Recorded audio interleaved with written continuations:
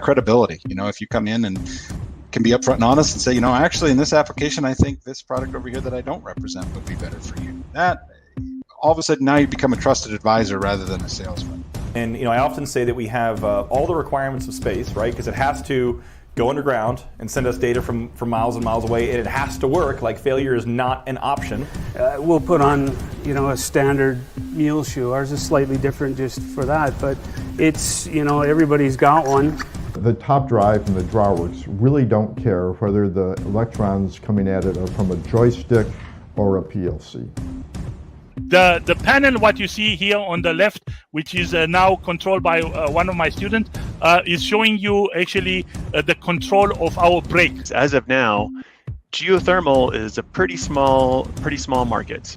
If you have tortuosity, the casing will be up against the side on part of the well. There won't be any cement there. The cement will have crested around it. So managed pressure drilling, it's been defined as a process to precisely control the pressure profile in the wellbore. The key is being transparent with our clients in this case. So tell them what happened. If we had a failure, tell them exactly what happened. Whether it's our fault, whether it's whatever the issue was, we need to be transparent. I think it's very important for everyone in the industry to know what's out there and kind of what's happening downhole as well. I've probably worked on over 40 different performance limiters in my career. If I miss any of those, and the computer is raising weight on bit, and I miss any of those, I have a train wreck. The computer's going in the ocean. Here's your new colors, here's your new thing. We don't do that at all. Here's the tattoo you need to get. Yeah, here's the tattoo. Sorry about the last one. We used to fake that all the time. 12 seconds. As soon as it says the Vigo locksmith.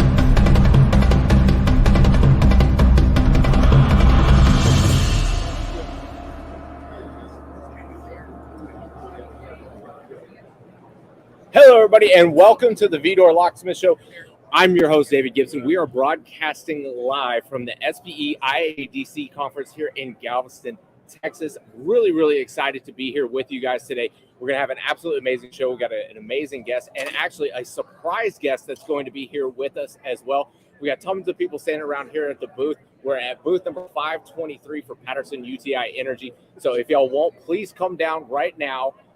Come watch what all's taking place here. We're really excited about this. And so before we kick off, we do have a quick little video that we want to be able to show you guys. And I almost forgot, this is the Vidor Locksmith Show. So we are coming to you, bringing you guys the secrets to, or unlocking the secrets to success in the oil and gas industry, one technical interview at a time, one PowerPoint presentation. I can't even remember my taglines.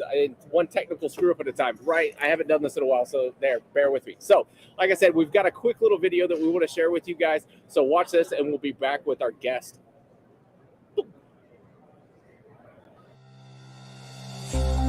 60 years ago, mankind took the first step on a journey into space, pushing the limits of technology beyond what was previously imaginable. The concerted efforts of engineers and academics created advances in navigation and trajectory optimization techniques that remain the bedrock of modern space travel. Simultaneously, the energy industry was transitioning to its own new age with the advent of the modern, steerable, directional, and horizontal mud motor, which would go on to enable directional and horizontal drilling. Despite the similar need for accuracy and efficiency between the two industries, cross-pollination of technology was sporadic, with navigation and guidance techniques largely evolving along separate paths. Since its founding, the mission of Superior QC has been to bridge that gap, adapting the best in aerospace guidance and navigation technology to downhole applications. HiFi Guidance is the remarkable outcome of that journey. Historically, it's taken years for directional drillers to hone their craft. It's time we equip our people with tools to enhance their insight and enable them to drill faster and less tortuous wells with an increased percentage placed in the target zone. Our industry deserves more, and the tools currently at their disposal have limited computational complexity, resulting in limited accuracy and efficiency. HiFi Guidance applies the same navigation and trajectory optimization techniques used to plan the efficient placement of spacecraft burns to the task of efficiently planning slide placement along the upcoming section of a wellbore. The goal in both cases is to minimize the number and duration of maneuvers while staying on target. This is only possible by utilizing a highly accurate set of navigation algorithms, which enable long-term projections and precision in TVD determination beyond what's provided by standard MWD surveys.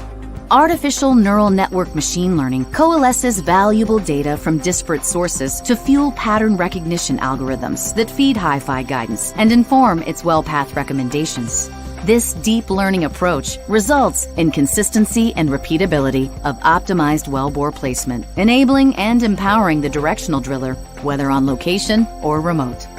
To maximize well production, this advisory system now makes use of all available drilling data to place wells in the target zone consistently. HiFi Guidance is a revolutionary method in automating well path optimization, resulting in decreased time on well for the operator. Superior QC is the industry standard in accuracy and a trusted industry innovator, providing powerful solutions to difficult and complex problems. Our trajectory optimization approach is built on that foundation of accuracy. HiFi Guidance is here. Let's launch our industry forward. All right. Thank you guys for watching that. Do appreciate it. All right. Without further ado, our special guest of the day, Chad, thank you for being here, sir. No, thanks for having me. Really appreciate this opportunity to talk about So tell me about the new system, HiFi Guidance. HiFi Guidance. I'm going to get it wrong 10 times, but that's okay. So tell me about what it is and why is this important? Okay, so HiFi Guidance is our entry in the bit guidance market. Basically, you've got HiFi navigation that tells you where you are, where you're going to go if nothing changes, your tendencies, how your slides are doing, all of that stuff. HiFi Guidance says, okay, what do I do? What action do I take, if any, to drill this well? What's my strategy going forward to optimally place slides, to get a good performance in terms of slide percentage, to stay in the window, to reduce tortuosity in your lateral, to land your curve reliably? So that's, in a nutshell, that's what HiFi Guidance is. It's a seamless integration of our HiFi Nav product into the directional drilling advisory platform, but it's built upon aerospace guidance concepts. So it's a little bit different than what's out there in the industry right now. So it's built on aerospace. So I did a little bit of aerospace stuff in college, so a little bit. Yep. That's about all I can claim, right? So tell me, what are some of those core concepts that you're bridging and you're bringing from, I know from your background, right, in aerospace, what are you bringing across that, is essentially new to the industry? Well, so, and keep in mind, there's been 60 years of guidance development. A lot of it's been tried and tested. And in fact, the Artemis 1 launch, NASA's putting up, hopefully in May, supposed to go and circle the moon and come back.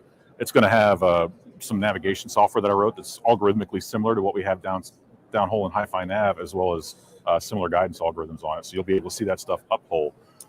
Something that'll never be on my resume, but keep going. But in terms of what it does, there's kind of two things from the strategy standpoint: the optimization piece and disturbance handling. And so from the optimization piece, there are a bunch of different ways to look at it. Kind of your I would call them lower tier directional drilling advisory pieces, bit guidance pieces. They're basically directional drilling calculators. They just automate the calculations that the directional driller would do on their own. And so you're getting some automation there, but you're not getting performance improvement. Then there's the next category. They've been around for a while. They are kind of a shotgun Monte Carlo type approach. So basically they simulate a bunch of different actions the directional driller may take on any given stand through a randomized process, maybe thousands of them, and then pick the best one. That's an improvement. You're doing some optimization there, but you're not necessarily getting a global getting the best possible answer each stands. You may not get that in your randomized set. And occasionally those have the tendency to throw off completely random, wacky solutions, wacky answers. The Gibson solution. Yeah. Right? Yeah. So in spaceflight, typically you don't use those. You may use them for offline analysis. You don't use them live in the mission because you can't predict what they're going to do.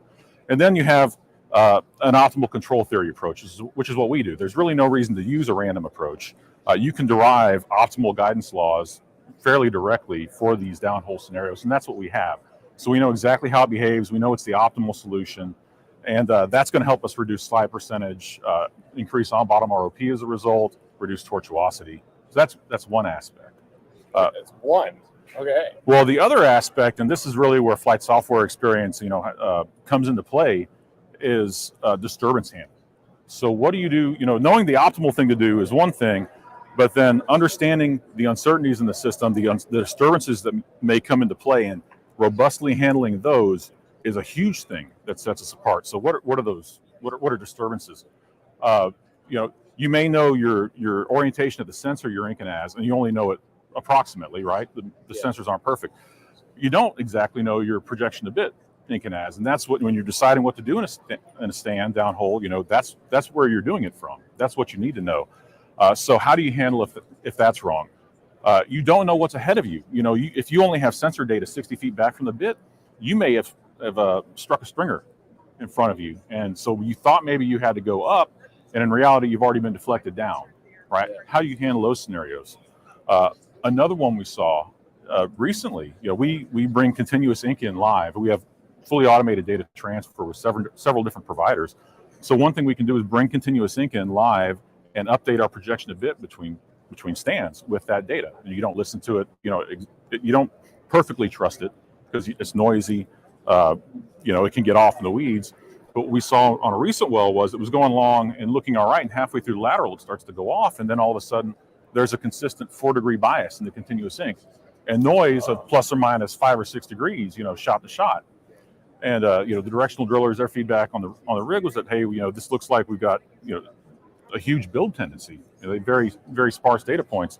What we have are checks in their algorithms around the guidance algorithm, around the HiFi nav intake, that look at data quality and are able to look at that and say, there's too many bad data points in here. We're going to flag that. We're not using that. That's going to mess us up. The HiFi guidance solution and HiFi nav solution without that is going to be significantly more accurate than listening to the continuous ink and trusting that.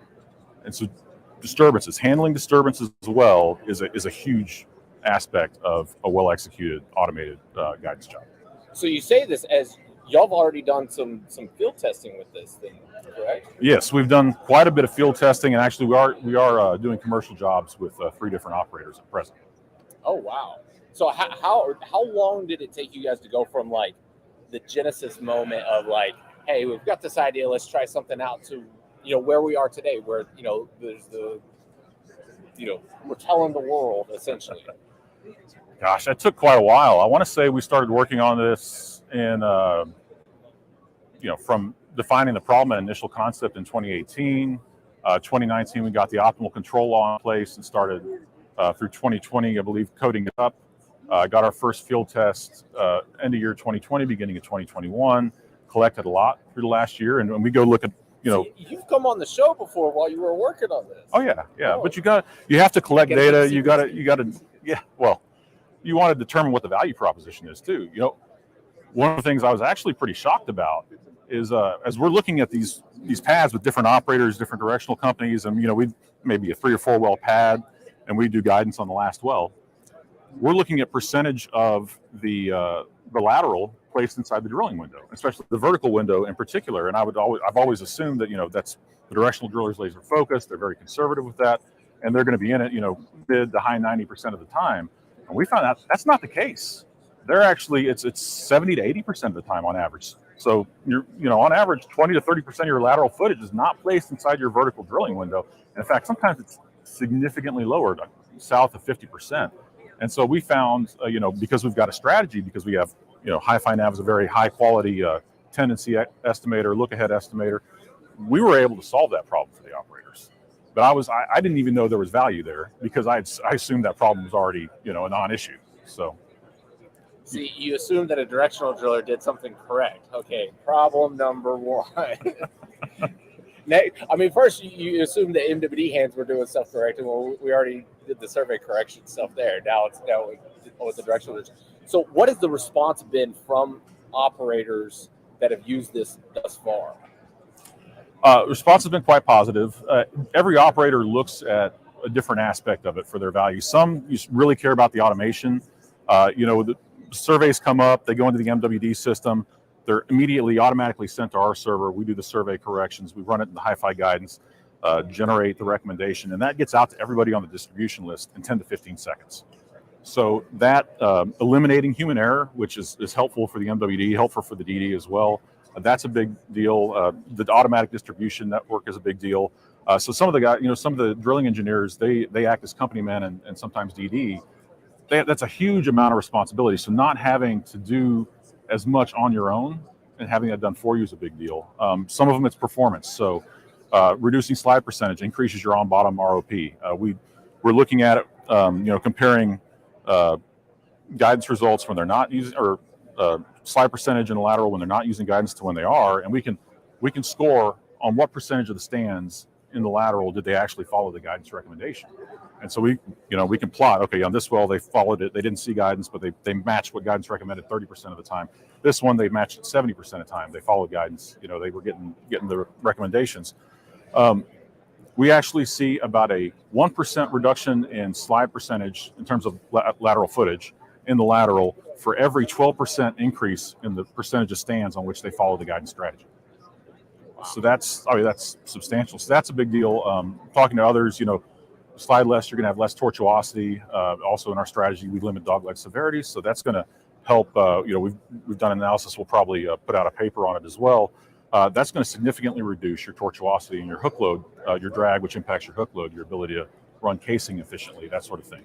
Yeah, I know Bill Lesso's sitting back behind me, and so anything about tortuosity, I know his ears perk up, so he's probably looking right at me right now. So I obviously that's important.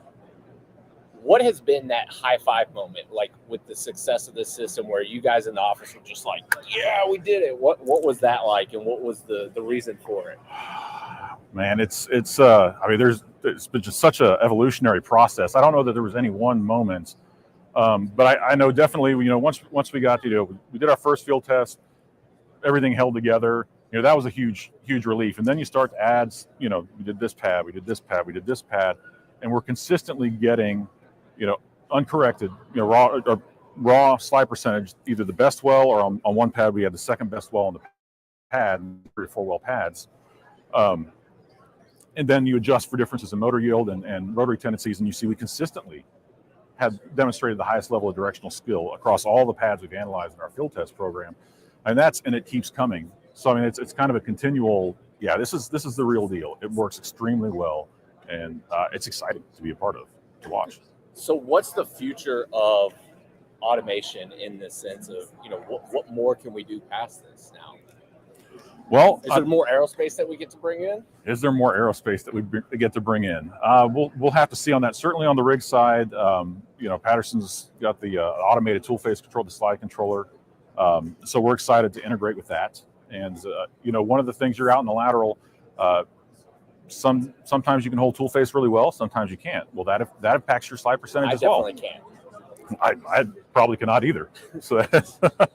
But yeah, so I mean that's an impact. So we want to get to the point where basically we're challenging the business case for rotary steerable, frankly, and because we're getting slide percentage down so low, and there are additional analyses we can do too. I mean, rotary tendencies, we're seeing those in great detail with HiFi Nav, and so the engineering process to say, okay, what can we do in say VHA design to reduce those rotary tendencies? Let's get down to where we're sliding 3 or 4% on wells regularly, but tool face control is a big part of that.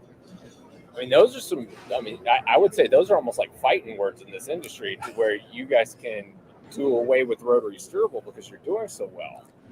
Well, I think there will always be a case for rotary steerable. We just want to move that goalpost a little bit. I think it reduce the amount of difference between the two, I guess. Yes, yeah, make it a more difficult decision in some of the places where it's maybe not right now. All right, so. Anything that I've missed about this that we should what else we should talk about with Dave? I think that's basically it in a nutshell. Yeah. All right. Well, we now have a special guest that's going to join us here shortly.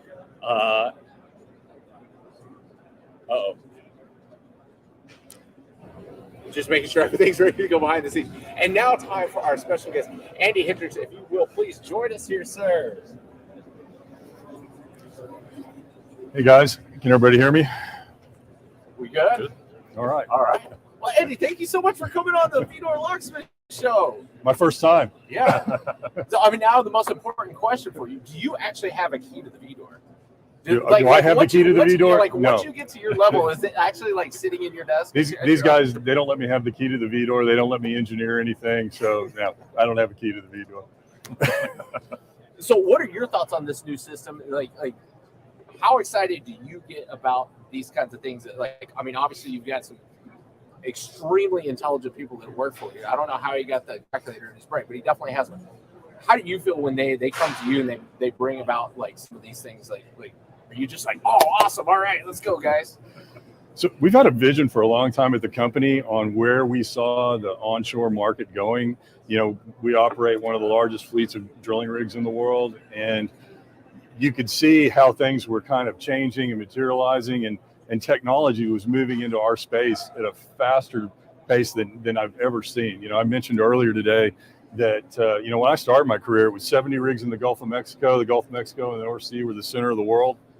Well, now the Permian is the center of the drilling world. A quarter of the rigs in the world are in the Permian today drilling, and the technology is moving at a very fast pace in onshore these days.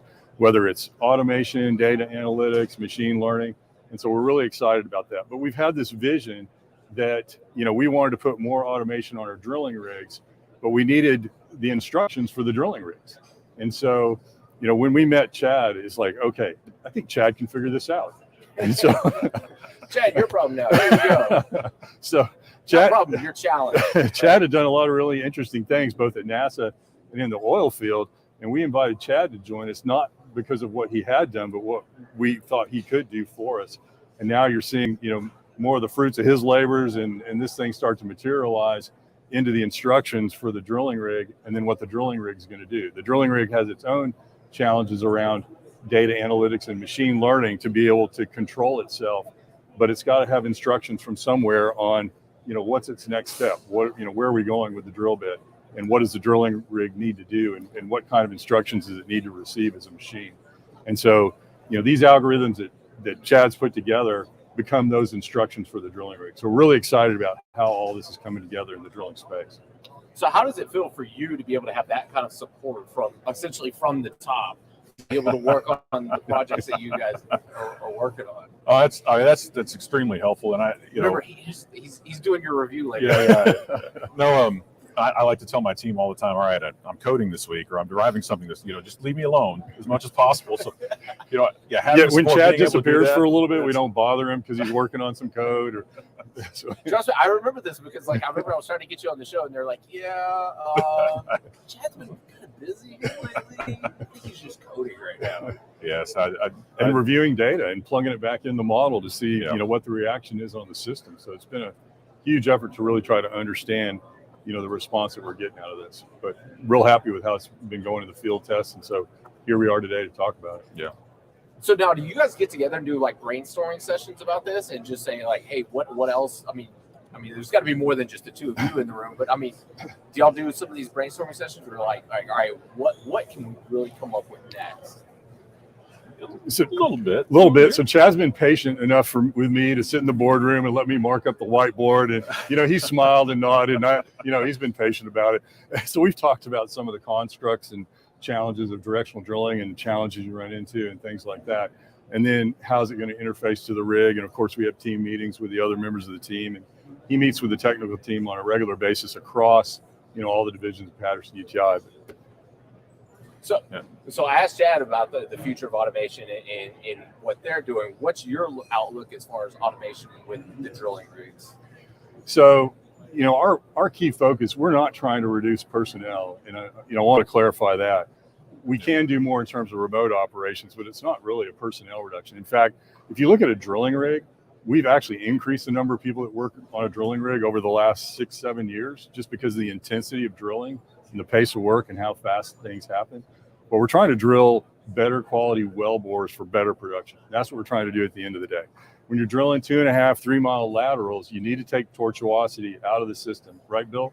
Take tortuosity out. So you've got to be able to run casing at 2.5 to 3 miles. You got to be able to get it down. And sure, there's applications for rotary steerable, but 70% of the wells, you know, directionally drilled in the U.S. are still drilled with conventional systems. How do we make that better? And so this is a product that's going to make that better. So, I mean, it's very interesting to be able to hear that y'all's standpoint is just saying it's not about reducing personnel, it's about doing a better job. And I mean, that's almost like it. I think that's an ESG thing, right? You know, to be able to do the job right the first time, and then, you know. Oh yeah, I mean, and we've seen it too, right? You can go on a 4-well pad. You may have directional drillers that are very experienced, and they can smoke one well, right, and just do excellent in terms of slide percentage, performance. But the consistency is still an issue. And what you'd like to do is have that same level of performance every well. And so that's another area where, you know, good quality focused automation can do a lot in technology. I think that's been one of the key points that Matt Isbell with Hess. He's gone out and said numerous times, you know, it wasn't about drilling faster wells. It was about having more consistent wells. And he's been preaching that since, I don't know, he probably started doing the circuit in 2019. So yeah. Has that been part of the mission as you guys have gone forward with this? Just saying that, like, you know, it's not about so much doing it faster, just being able to do it more consistently. That has been, and I mentioned placing the well in zone earlier. But you know, another piece of that is the HiFi nav piece that feeds into this, and that was actually built to feed HiFi Guidance. It just got commercialized on its own as an interim piece, but it actually really helps with consistency in terms of geologic interpretation and geologic positioning of the well, because it uncovers those hidden slide rotate Stockhausen effect TBD errors that can kind of jumble a geosteering interpretation. So that's another aspect where, you know, utilizing this kind of holistic system helps create consistency, not just in the directional drilling performance, but in the geologic interpretation and performance as well. So how excited are you guys about the conferences today? Oh, there were so many people, they didn't have enough chairs upstairs for the morning session. So it's great to be in a conference where you actually have people back. So, you know, if you're online listening, come to a conference, because it's awesome. It's good to be back in person with all these people. Absolutely. And you did the keynote today, right? I did one of them, yeah. Like, that's right. I just did one of them. Sorry. Okay, so one of them. Anything from your keynote that you'd like to share? Yeah, you know, I'll circle back on this. Is just that, you know, I'm really upbeat. I think the energy industry around the world has gone through structural changes over the last few years. I'm not upbeat because oil is trading at $120 a barrel. I think that, you know, there's a human tragedy happening in Ukraine, and nobody's happy about that. And 120 is too high. It's higher than we need. You know, we don't need the risk of recession in Western countries either. I've been upbeat for 6 to 9 months as we've come out of 2021, and we've seen the structural change where the U.S. producers are really no longer going to be the swing producers anymore. The investment community has too much pressure on the public U.S. producers that's going to cap their growth, because the investors want cash returned to shareholders, and they don't want that cash reinvested in growth. And so you've had, you know, the unchecked swing production in the U.S., 3 cycles in the last decade. I think we've had enough of that. You know, we're at a point now where not just the U.S., but the world is at peak oil demand. Everybody said that was never going to happen again, but here we are, peak oil demand. The U.S. is not going to fill the gap right away, and you know, we're going to have higher oil prices, you know, 70 plus for a while. So I think, you know, we're in front of what, you know, I consider a multi-year upcycle, and structurally that's good for all of us. You know, it's more consistency. Everybody can plan better. And, you know, I'm upbeat on that structural change in the global energy industry. Yeah, I don't know how many times I've had conversations with people. It's like, I don't care if it's this price or this price, but if it just stays this one for long enough, then I'll be extremely happy. Take the, you know, I don't need to be on a roller coaster all the time. I was like, you know, we can just be flat for a little bit, and I'd be perfectly fine with that. So, well, thank you guys both so much for being here on the show. Anything else that you guys would want to be able to share with the worldwide audience? Yeah, I got to share one more thing with the worldwide audience. So at Patterson-UTI, we've made a venture capital investment in a geothermal company called Criterion. Really excited about that. We announced that this morning on a press release. So this is one of our steps into further sustainability and, you know, the shift towards renewables and where we get to play. We think we bring a lot of exciting technology to the table, and you're seeing an example of that today. And, you know, Criterion's plan is to drill horizontal wells. You know, we plan to be a part of that, and part of our, you know, venture capital investment. Chad's technology is going to be a part of that, along with drilling rigs and directional drilling. So it's one more step for a new sector for us, and looking at some renewables. You can't just drop a bomb like that on me. Tell me about it. What is it? Like, do I have to go watch the press release? So Criterion, we're excited about their business model. It's one of the reasons we chose to partner with them, because they've come up with an idea, and these are industry people, to use, I don't want to just say traditional, but proven technologies in the industry to drill horizontal wells at the same depths we traditionally drill horizontals, and use that to create water flooding across the wells, heat up the water, drive it through a turbine system, and provide geothermal energy. And so they've got an interesting target market that they're looking at along the Texas Gulf Coast, where you have some higher temperatures that allow you to do this. And I thought it was one of the better business models out there in the geothermal sector. And so we're really excited to be able to team up with them and be a part of what they do. Wow. Excellent. All right, now try to top that, Chad. I can't top that. All right, well, thank you guys both so much for being here on the show. I do appreciate it. I know you guys got a bunch of hands to shake and people to talk about with Criterion and with the new HiFi Guidance system. I keep wanting to say navigation, but that's the other. It all goes together. HiFi Nav goes into HiFi Guidance, instructions for the automated drilling rig. Awesome. Well, thank you guys so much for being here. Appreciate everybody out there watching. Please stay tuned. We'll try to do like just a one-on-one with Andy, if that's possible. I'm going to put him on the spot here. No, he doesn't have to answer right now. But thanks everybody for watching. We really do appreciate it. And as always, know your industry.